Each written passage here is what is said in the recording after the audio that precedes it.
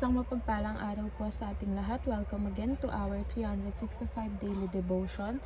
Our topic for today is alone time with God, and our scripture for today is Mark chapter 1 verse 35.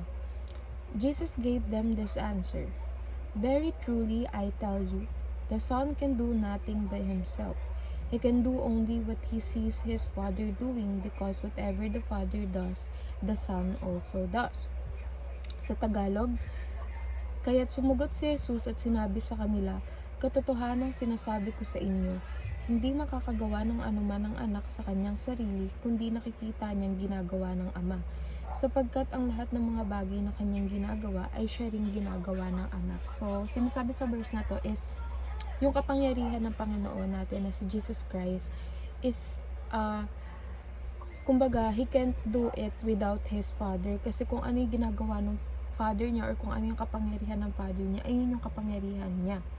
So, our first teaching is, Jesus is the most intimate with God. So, pag sinabi natin intimate, ibig sabihin merong close relationship.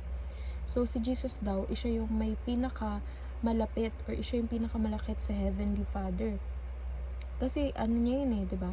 Father niya yun. And para makalapit tayo sa Heavenly Father, kailangan si Jesus ang lapitan natin, kasi He is the mediator between God and man. Ibig sabihin, Jesus is the way, the truth, and the life, and walang makakapunta sa God or sa Heavenly Father kung hindi dahil sa Panginoon natin si Jesus Christ. Second, Jesus is our example of being alone with God. So, si Jesus, nung bumaba siya sa lupa, siya na yung naging example kung paano tayo mamumuhay maging Kristiyano. Yung number one reason bakit bumaba si Jesus Christ sa lupa is para maging example sa atin, and para i-reveal yung salita ng Diyos. Third, Jesus starts his day by fellowshipping with the Father.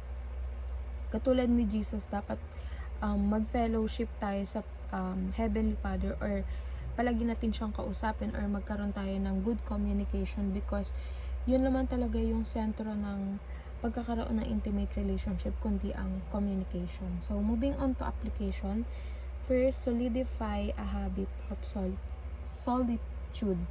So, kailangan magkaroon tayo ng habit na kung saan palagi natin kinakausap ang Panginoon. Dahil kapag isang araw lang, or isang araw lang na nakaligtaan natin na hindi siya kausapin, is unti-unti tayong mapapalayo, kasi yung isang araw na yun pwedeng maging 2 araw, hanggang sa hindi natin namamalayan, hindi na tayo nagkakaroon ng communication with God. And yung communication na sinasabi dito is yung prayer. Second, set a regular meeting place with God. So, pwede dito yung mga church kung saan every Sunday nagsisimba tayo, or regular meeting place kung saan doon mo ipapakita yung pag-worship mo sa Panginoon. And last but not the least, start each day with God. So, kada gigising tayo sa umaga, wag natin kakalimutan magpasalamat sa Panginoon sa binigay niyang buhay sa atin, kasi hindi lahat ng tao is nagigising pa. So, it's a blessing na magising ka sa araw na yun, and blessing dahil binigyan ka ulit niya ng pagkakataon para magkaroon ng isang buong araw, kasi isang buong araw pa lang madami ka nang magagawa eh. Yung time talaga natin yung pinaka ita-treasure natin, and we need to thank God for that. So, yun lamang po, and see you again on our next 365 daily devotion.